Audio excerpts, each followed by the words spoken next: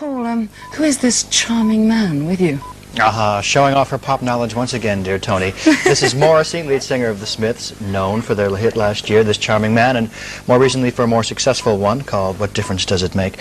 Well, it is actually a matter of principle for the group that there are no videos, isn't it? Yes, it's a complete matter of principle. It's very important to our standpoint as artists that we don't do it. I think we'd really like to initiate the complete collapse of the video because I really believe that it has nothing whatsoever to do with music. I think it's pantomime, I think it's trivial, and I really believe that the record itself should be all the prop is the word, that one should need.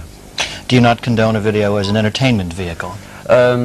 Yes, but certainly quite separate from popular music. And separate from your group? Yes. Well, the Smiths, for those viewers who don't know, were chosen Best New Group by the recent New Musical Express poll.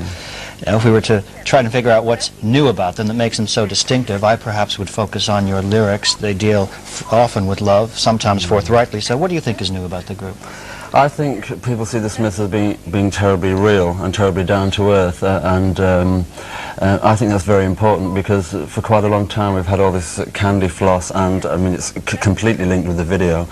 But modern groups seem to be hiding behind lots of props and pantomime, and the Smiths don't. It's just very real people saying very real things in a very real and quite fundamental way.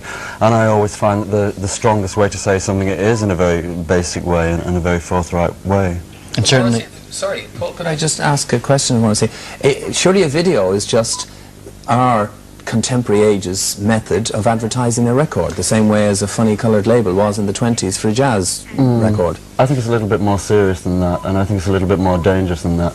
Because so many people will, when groups release records, so many people will discuss the video before they actually discuss the record.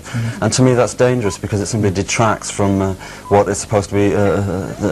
Isn't there also the chance that the video makes the definitive version and people will in fact not want to copy it unless they're doing all the things on the video and sort of learn it themselves rather than copy? I don't know. Yes, I think would have been a good answer there, yes. Paul, back to you. Well, I'm just thinking what Morrissey was saying about the down-to-earth nature of the group. The name is a perfect example, isn't it? Yes, it really had to be as basic as humanly possible. So, I mean, Smith, I don't want that to sound, you know, derogatory or anything, but Smith, I also found the name intensely appealing, and, you know, it's the most popular name in the universe, so nearly. Outside of a couple of Chinese ones, which wouldn't have gone down too well in this market. I don't know.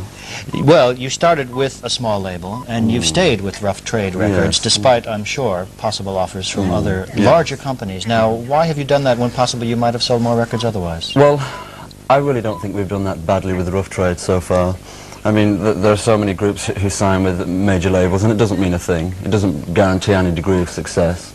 And I'd rather have hit records and be noticed on our own steam, on our own terms and on our own merit than be hyped. I mean, it doesn't always happen, but in many instances it does.